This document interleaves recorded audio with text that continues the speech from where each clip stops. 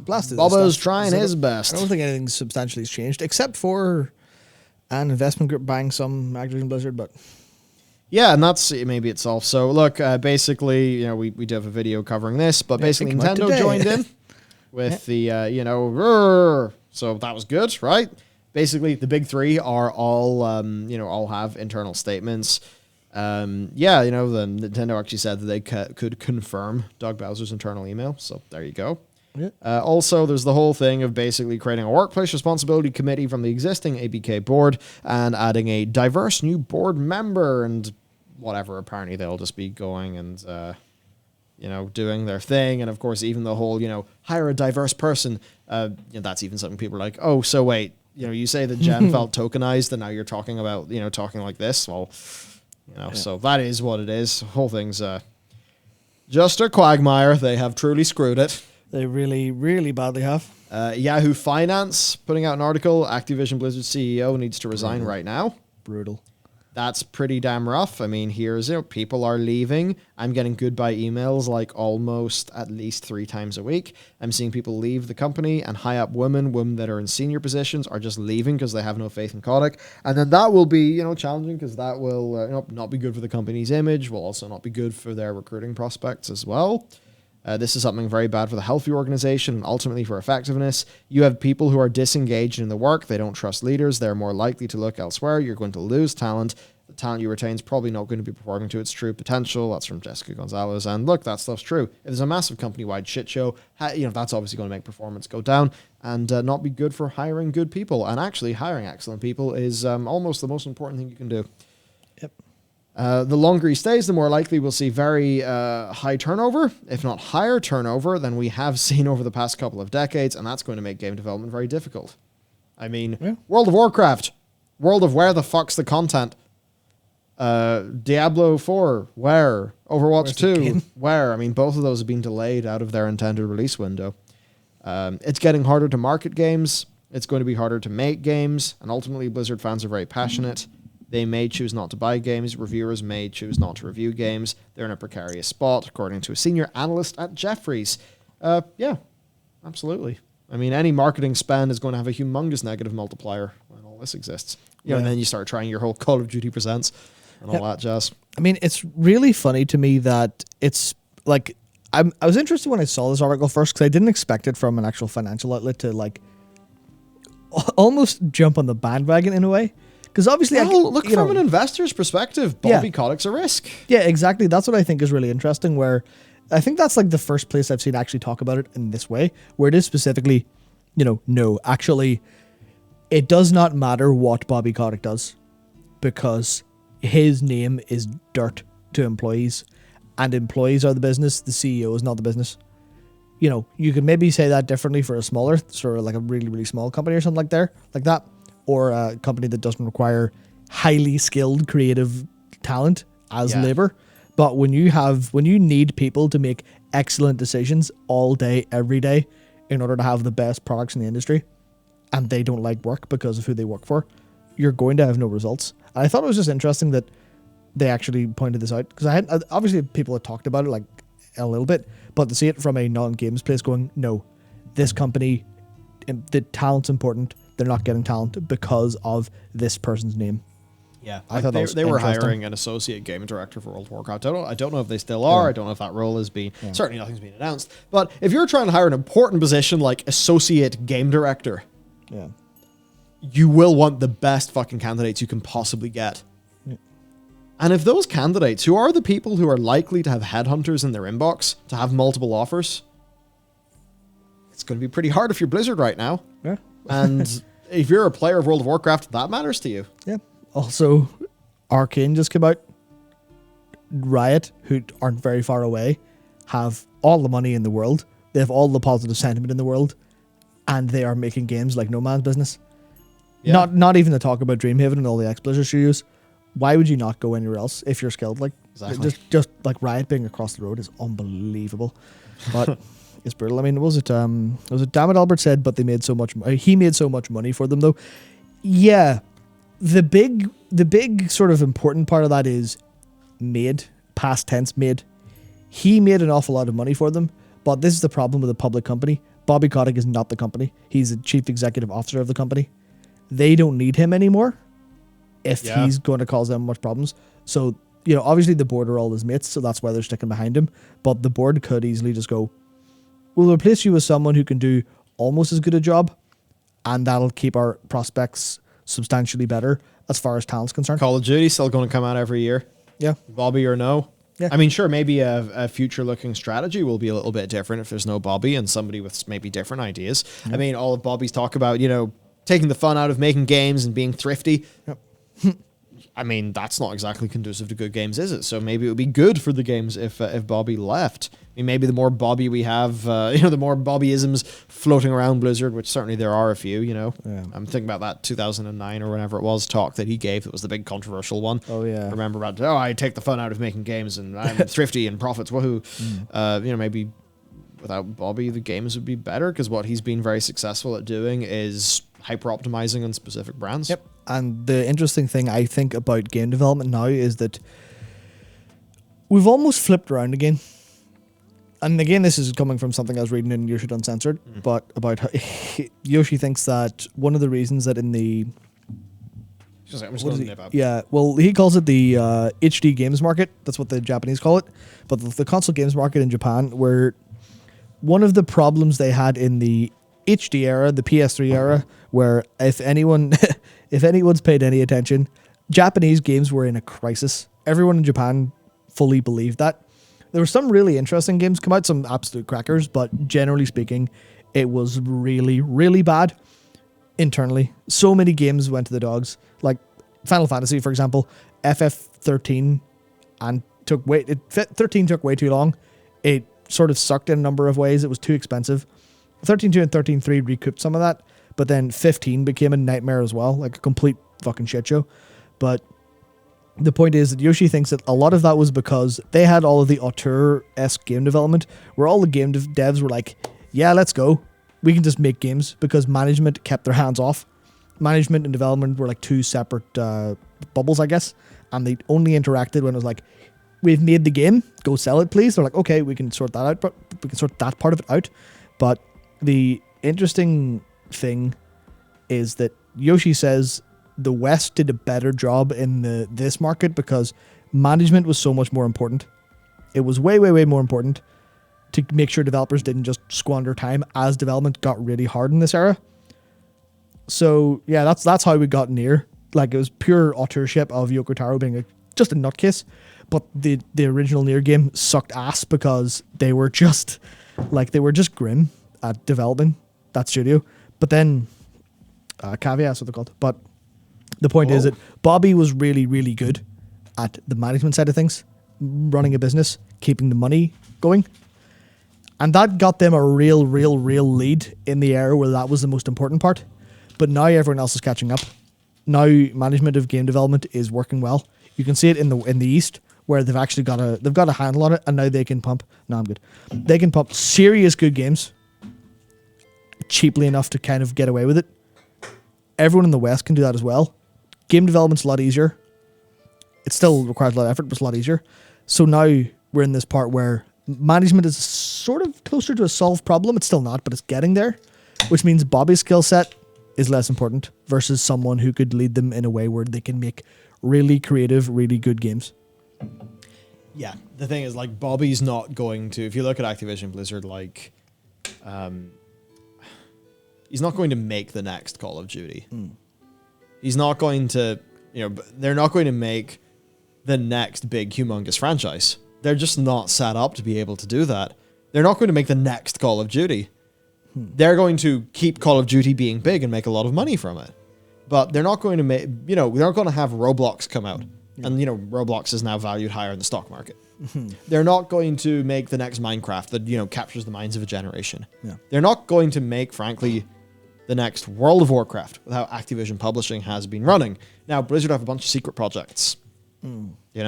They could have something pretty big. But the way that, like, the Activision Publishing side, where Bobby had traditionally been a lot more involved, like, it's just not conducive to making the cool new things. Yeah. So it is what it is, right? You can see where his skill sets have been extremely successful, but I think you can also see how people will be able to innovate and surpass them in an asymmetric fashion. Yep. As in, they're going to innovate them not by doing what they do better than them, but they're going to have, quantum leap style jumps. Yeah. That will propel them above and beyond, which I think is what you're saying. I mean, that's the thing where the Japanese market is so much better now than it was because they solved the management problems. So, like, Western stuff's going to largely lose out to core gamers in that market over time because they've kept some of that, hey, we're going to make cool ideas thing. Not all the time. But there was one other point I wanted to make. I don't remember. That's Flying Fox. Basically, yeah, Bobby's just a big milker. Yeah, big milker. Yeah. That's it. He knows how to hyper optimize the milking parlor process. Yeah. But someone else's, the analogy breaks down. Never mind. Yes, I know what I was going to say now. It's the idea of you're saying there's going to be those companies that make quantum leaps ahead of them. That's absolutely true. But there's also going to be companies that out Blizzard, which is Riot. Riot are out Blizzarding the shit out of Blizzard.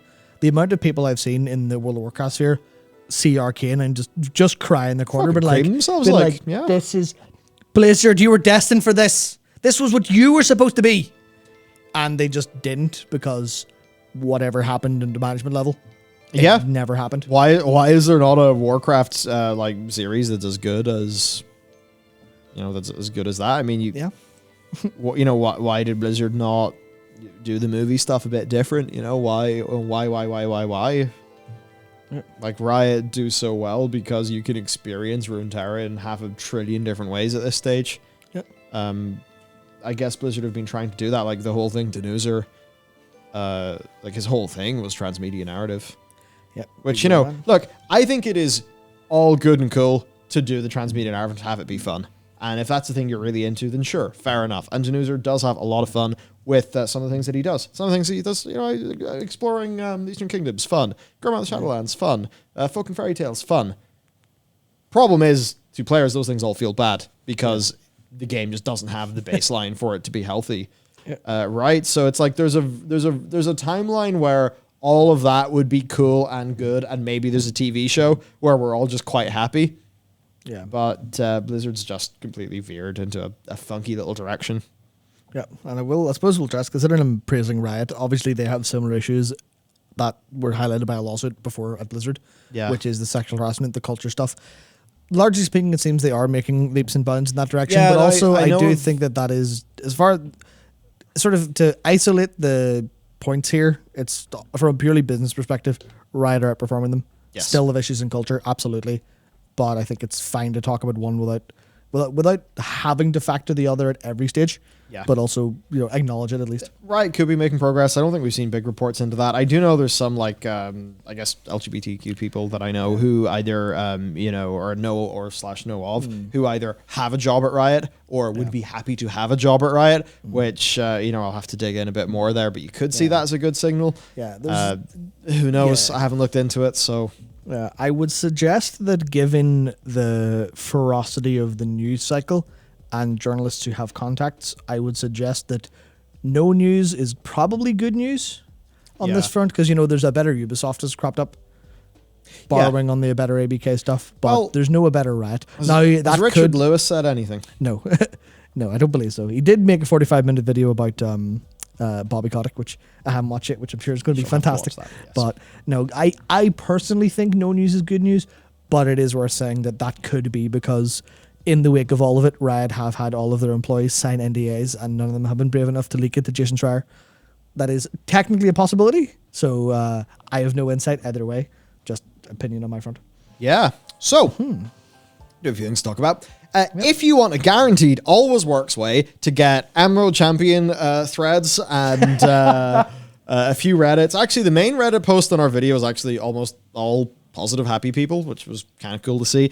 But yeah, if you basically want to create a whole bunch of, let's just say, community engagement and people being very angry and pissing themselves, definitely do a video like this, which actually overall it went down pretty well. We did our video, our follow-up on the general health of World of Warcraft, where of course we dive into all the numbers that we can find based on the public sources. We went through normal mode, heroic mode, mythic, all the different types of gameplay to work out where World of Warcraft's at. And 9.1 wasn't a great patch in our sort of subjective view, and objectively the player drop-off was pretty real. Yeah, it is unfortunate that we did not have updated numbers from the WoW stats person, but he is still working on it. The API crawl is literally like, whenever I asked him, he started. It's still not done. That's how long the API crawl takes. But we will have an updated number for active players based on the last metrics we used soon enough. TM. Cool. Next, then, we have Stormblood, my Stormblood patch MSQ experience. Holy fuck, it's so much better than... Yeah. I don't say that in a way that's like trying to diss base Stormblood. Yeah. Base Stormblood, you know, it's like it's got its good, it's got its issues, whatever, but the Stormblood MSQ is just fantastic. I was so engaged. Then we have the placeholder of the video we just published before stream. Sweet. This, trust me, this is a great video. He's slipping, TJ. I'll throw that in very quick. You can go ahead and I'll come back to it. Yeah, no, that is a great video. How's it doing? It's 9 out of 10. Sad. That's unfortunate. That is sad. But actually, it's, I mean, overall, like, you know, we're happy enough, new channel and stuff. Yep. But I would recommend watching that video. I think it's very good. I'm sure everyone who was going to watch it is just watching this instead. That's it, everyone. You know where to go next.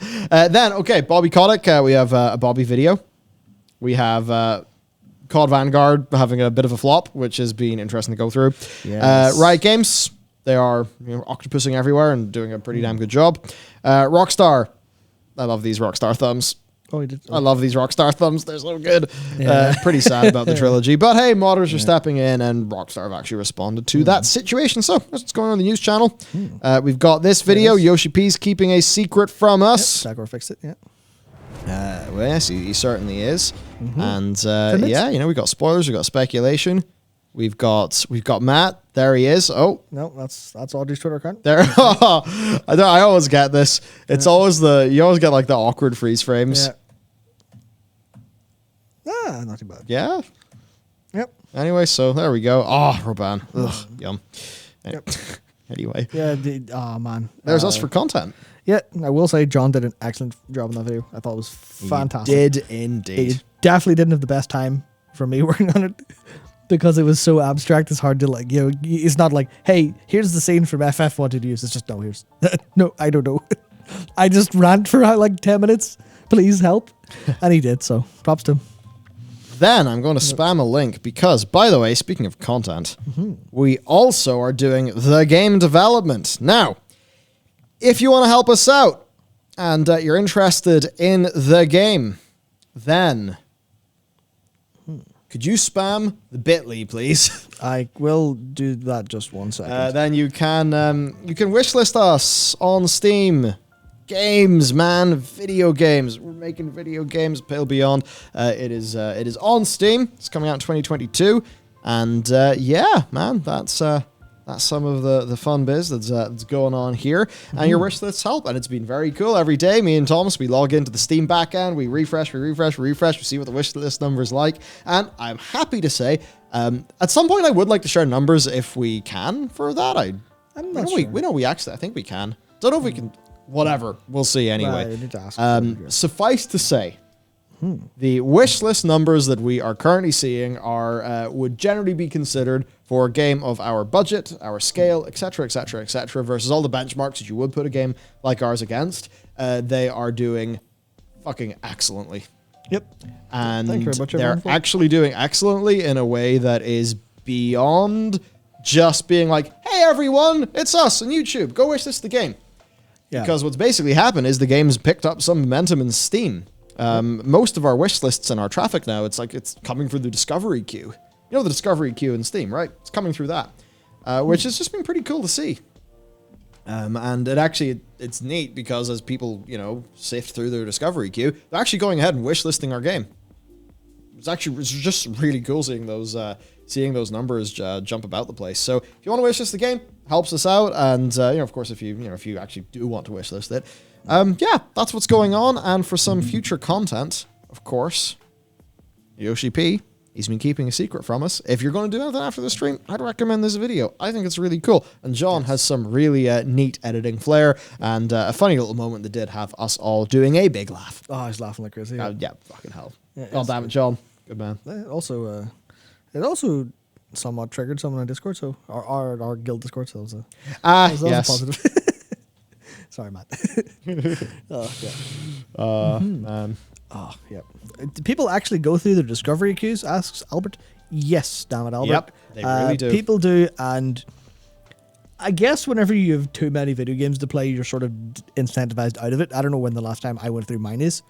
Also because I, part of my job is keeping up on top of video games, so I do that anyway, but it's insanely good. Like, if you're a player who likes a niche, and you represent that niche by playing on Steam, then honestly, Steam knows you better than you know yourself. That's one thing I've really learned from like dealing with Steam's algorithm. It's a time where I'm just like, you bastard, why are you giving me like I just finished playing like a 60-hour long Metroidvania. I don't need another one, but I really do. I've bought it. Fuck. Here we go.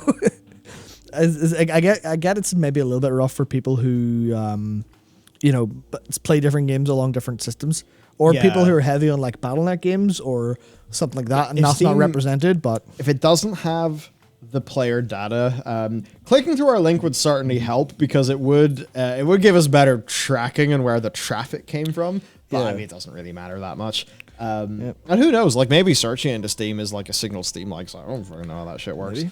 But like, assuming you give Steam the data, and that data is what games you own, but I think more importantly, what games you actually play. It feeds all that into the discovery queue, and it's cool with the queue, like, or at least whatever the feature is, you can change from like niche to big and stuff like that to actually influence what appears in it. Is that in the discovery queue? I think that's Steam Labs. Is that in the Steam Labs? I think that's still Steam Labs. Steam Labs stuff is too good. Yeah, the Steam Labs game recommender's fucked up. It's incredible. I couldn't believe it whenever, because we covered it in the news channel, oh god, like last year. And it just blew my mind how good it was. Valve are, like, it's one of those things, maybe something we can talk about later on when we like know a little bit more, but certainly Steam are providing us as a developer tremendous value by giving our game visibility and recommending it to people who, based on the games they play, Steam thinks would be interested in our game.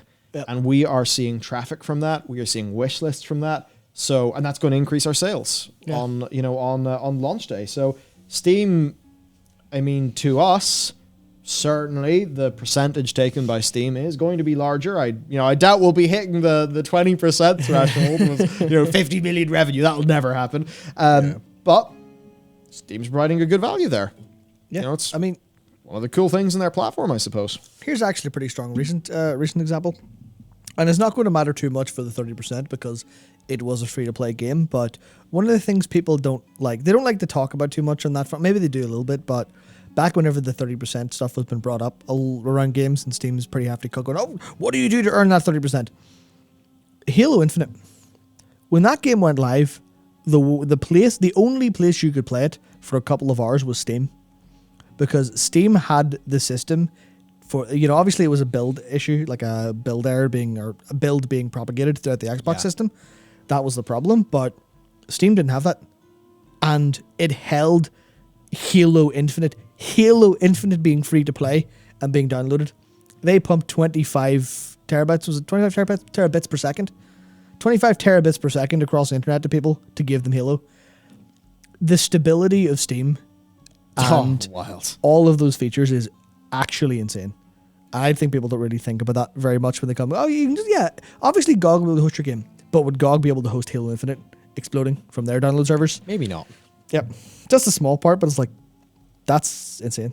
That's insane. Yeah, so I mean, look, certainly as a developer, like, we're very happy with being on Steam. Have they say that? Yeah. And hell, we'll be on other stores as well. I edited it into the trailer because it's what was confirmed. Yeah, no, like we'll be on GOG and Epic as well. Those are also options there if you want to use them. Happy with all of them. It's more competition in the market, more options for consumers. Buy the game where you like, and each one's got its pros and cons. Epic is going to it will give us a better cut. Yep. But Steam will have some additional features. Discovery queue.